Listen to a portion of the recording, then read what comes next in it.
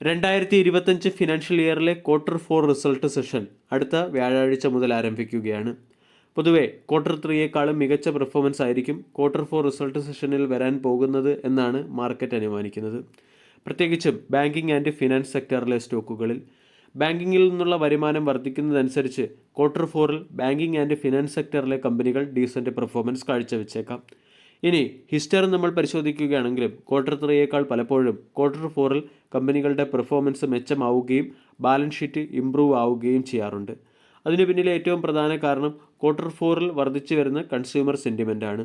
History നമ്മൾ പരിശോധിച്ചാൽ ഏറ്റവും മികച്ച കൺസ്യൂമർ സെൻറ്റിമെൻറ്റും ഏറ്റവും കുറവ് കോർപ്പറേറ്റ് ചെലവും Q4കളിലാണ് വരുന്നത്.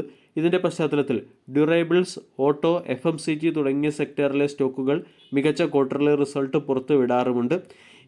ഈ സെക്ടറിലെ, അതായത് ഓട്ടോ, FMCG തുടങ്ങിയ സെക്ടറിലെ സ്റ്റോക്കുകളെ നമ്മൾക്ക് ഫോക്കസ് ചെയ്യാവുന്നതുമാണ്. രണ്ടാമത്തെ ഒരു പ്രധാന കാരണം ഗവൺമെൻറ്റിൻ്റെ എക്സ്പെൻഡിച്ചറിൽ വരുന്ന വർധനവാണ്. സാമ്പത്തിക വർഷം അവസാനിക്കുന്നതിന് മുമ്പേ ഫണ്ട് ക്ലിയർ ചെയ്യുന്നതിന് വേണ്ടി ഗവൺമെൻറ് പലപ്പോഴും എക്സ്പെൻഡിച്ചർ ഉയർത്താറുണ്ട്. ഇത് ബേസിക് അമ്യൂണിറ്റീസിൻ്റെ അല്ലെങ്കിൽ ഇത് അടിസ്ഥാന പല പദ്ധതികളുടെയും നിർവഹണത്തിനും അടിസ്ഥാന സൗകര്യങ്ങളുടെ വിപുലീകരണത്തിലേക്കും വഴിതെളിയിക്കുന്നു. ഇതിൻ്റെ പശ്ചാത്തലത്തിൽ കൺസ്ട്രക്ഷൻ സെക്ടർ ഉൾപ്പെടെയുള്ള സെക്ടറുകൾ മികച്ച പെർഫോമൻസ് നടത്തും. പ്രത്യേകിച്ചും ഗവൺമെൻറ്റുമായി ബന്ധപ്പെട്ടതും ഡിഫൻസ് സെക്ടറുമായി ബന്ധപ്പെട്ട സ്റ്റോക്കുകളും Q4ൽ മികച്ച പെർഫോമൻസ് കാഴ്ചവെക്കാറുണ്ട്. Q4ൽ കമ്പനികൾ മികച്ച പെർഫോമൻസ് കാഴ്ചവെക്കുന്നതിന് പിന്നിലെ മറ്റൊരു പ്രധാന കാരണം ഇൻവെൻറ്ററി ലിക്വിഡേഷനാണ്.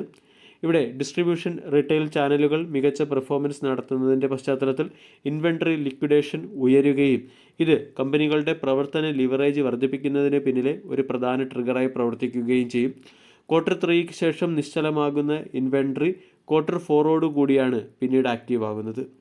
മറ്റൊരു പ്രധാന കാരണം കമ്പനികളുടെയും അല്ലെങ്കിൽ പ്രൊഡക്റ്റുകളുടെ ഇൻപുട്ട് ചിലവിലുണ്ടായിരിക്കുന്ന വർധനവാണ്. ട്രെൻഡ് നമ്മൾ പരിശോധിക്കുകയാണെങ്കിൽ ഓട്ടോ, FMCG, കൺസ്ട്രക്ഷൻ തുടങ്ങിയ സെക്ടറിലെയും പല അസംസ്കൃത വസ്തുക്കളുടെയും ഇൻപുട്ട് കോസ്റ്റ് Q4ൽ കുറയാറുണ്ട്. ഇത് Q3യുമായി താരതമ്യപ്പെടുത്തുമ്പോൾ Q4ൽ കമ്പനികളുടെ മാർജിൻ മെച്ചപ്പെടുത്തുന്നതിന് പിന്നിൽ സഹായിക്കുകയും ചെയ്യും. കൂടാതെ Q4 കൂടി പുതിയ നികുതി നയം വരുന്നതിൻ്റെ പശ്ചാത്തലത്തിൽ ഡിസ്പോസബിൾ ഇൻകം ഉയരുകയാണ്. ഇതിൻ്റെ ഇമ്പാക്റ്റും Q4 സെഷനിൽ നമ്മൾക്ക് പ്രതീക്ഷിക്കാം. Q4 റിസൾട്ട് സെഷനിൽ ബാങ്കിംഗ് സെക്ടറിലെ സ്റ്റോക്കുകൾ മികച്ച പെർഫോമൻസ് നടത്താൻ സാധ്യതയുണ്ടെന്ന് അനുമാനിക്കപ്പെടുന്നതിൻ്റെ പശ്ചാത്തലത്തിൽ Q4 റിസൾട്ട് സെഷന് മുന്നോടിയായി ബാങ്കിംഗ് സെക്ടറിലെ ചില സ്റ്റോക്കുകളെ പൊസിഷന് വേണ്ടി പരിഗണിക്കാവുന്നതാണ്. റീസെൻ്റ്ലി 3 മുൻനിര ബാങ്കുകളുടെ ക്വാർട്ടർലി ബിസിനസ് അപ്ഡേറ്റ് പുറത്തു വന്നിരുന്നു. അതിലേറ്റവും പ്രധാനം HDFC ബാങ്കിൻ്റെ ക്വാർട്ടർലി ബിസിനസ് അപ്ഡേറ്റ് ആണ്. HDFC ബാങ്കിൻ്റെ അഡ്വാൻസസ്, അതായത് വായ്പാശേഷി 7.3% ഇയർ ഓൺ ഇയറിൽ വളർന്ന് 26,955 ബില്യൺ രൂപയായി ഉയർന്നു. കഴിഞ്ഞ ക്വാർട്ടറുമായി താരതമ്യപ്പെടുത്തുമ്പോൾ ബാങ്കിൻ്റെ അഡ്വാൻസസ് 2.6% വളർച്ചയാണ് കൈവരിച്ചിരിക്കുന്നത്. 2025 മാർച്ച് മാസത്തിൽ ബാങ്കിൻ്റെ ഡെപ്പോസിറ്റ്സ് 25,279 ബില്യൺ രൂപയായി വർദ്ധിക്കുകയും ചെയ്തു. ഇത് കഴിഞ്ഞ വർഷത്തേക്കാൾ 15.8% ഉയർന്നു.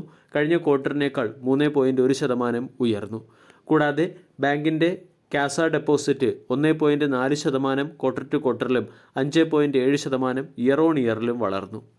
മറ്റൊരു സ്റ്റോക്ക് IDFC ഫസ്റ്റ് ബാങ്കാണ്. IDFC ഫസ്റ്റ് ബാങ്കും മികച്ച പെർഫോമൻസ് ആണ് ക്വാർട്ടർലി ബിസിനസ് അപ്ഡേറ്റിൽ കാഴ്ചവെച്ചിരിക്കുന്നത്. ബാങ്കിൻ്റെ അഡ്വാൻസസ് ഇയർ ഓൺ ഇയറിൽ 22.7% വളർന്നത്.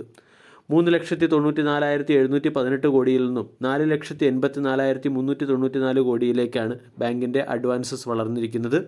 കൂടാതെ ബാങ്കിൻ്റെ ഡെപ്പോസിറ്റ്സ് ഇയർ ഓൺ ഇയറിൽ 25.2% വർദ്ധിച്ച് 1,93,753 കോടിയിൽ നിന്നും 2,42,546 കോടിയിലേക്ക് ഉയർന്നു. മറ്റൊരു സ്റ്റോക്ക് യെസ് ബാങ്ക് ആണ്. യെസ് ബാങ്കിൻ്റെ ക്വാർട്ടർലി ബിസിനസ് അപ്ഡേറ്റിൽ ബാങ്കിൻ്റെ അഡ്വാൻസ് ഇയർ ഓൺ ഇയറിൽ 8.2% വർദ്ധിച്ച് 2,46,539 കോടിയായി മാറിയിട്ടുണ്ട്. അതേസമയം ക്വാർട്ടർ ടു ക്വാർട്ടറിൽ യെസ് ബാങ്ക് 0.7% വളർച്ചയാണ് കൈവരിച്ചിരിക്കുന്നത്. യെസ് ബാങ്കിൻ്റെ ഡെപ്പോസിറ്റ് 2,84,488 കോടിയായി വളർന്നിട്ടുണ്ട്. ഇയർ ഓൺ ഇയറിൽ 6.8%, ക്വാർട്ടർ ടു ക്വാർട്ടറിൽ 2.6%. ഇതിൽ HDFC ബാങ്കിനെ തന്നെയാണ് നമ്മൾ പ്രധാനമായും പരിഗണിക്കേണ്ടത്. ഒന്ന്, മാർക്കറ്റ് എസ്റ്റിമേഷനെ ബീറ്റ് ചെയ്യുന്ന രീതിയിലുള്ള ക്വാർട്ടർലി ബിസിനസ് അപ്ഡേറ്റ് ആണ് HDFC ബാങ്ക് പുറത്തുവിട്ടിരിക്കുന്നത്. കൂടാതെ HDFC ബാങ്ക് പ്രൈവറ്റ് ബാങ്കിംഗ് സെക്ടറിലെ ഏറ്റവും വലിയ ബാങ്കാണ്. എന്നിട്ടും ബാങ്കിന് ഡെപ്പോസിറ്റ്സിൽ 15% വളർച്ച നിലനിർത്താൻ സാധിക്കുകയും ചെയ്തു. കൂടാതെ വോളറ്റൈലായിട്ടുള്ള മാർക്കറ്റ് സിറ്റുവേഷനിലും ബാങ്കിൻ്റെ അതായത് HDFC ബാങ്കിൻ്റെ ചാർട്ട് പാറ്റേണും മികച്ചതാണ്. 1817 ട്രേഡ് ചെയ്യുന്ന സ്റ്റോക്ക് 1850 എന്ന ലെവൽ ബ്രേക്ക് ചെയ്യുകയാണെങ്കിൽ 1990 2000 വരെ ഉയരാൻ സാധ്യതയുള്ളതായിട്ട് അനലിസ്റ്റുകൾ പറയുന്നു. കൂടാതെ ബാങ്കിൻ്റെ RSI 62.87 ട്രേഡ് ചെയ്യുന്നത് ബാങ്കിൻ്റെ സ്റ്റോക്കിൽ ഒരു പോസിറ്റീവ് ക്രോസ് ഓവർ വരാനുള്ള സാധ്യത വർദ്ധിപ്പിക്കുന്നുണ്ട്. വീഡിയോ എല്ലാവർക്കും ഇഷ്ടമായി എന്ന് വിശ്വസിക്കുന്നു. താങ്ക്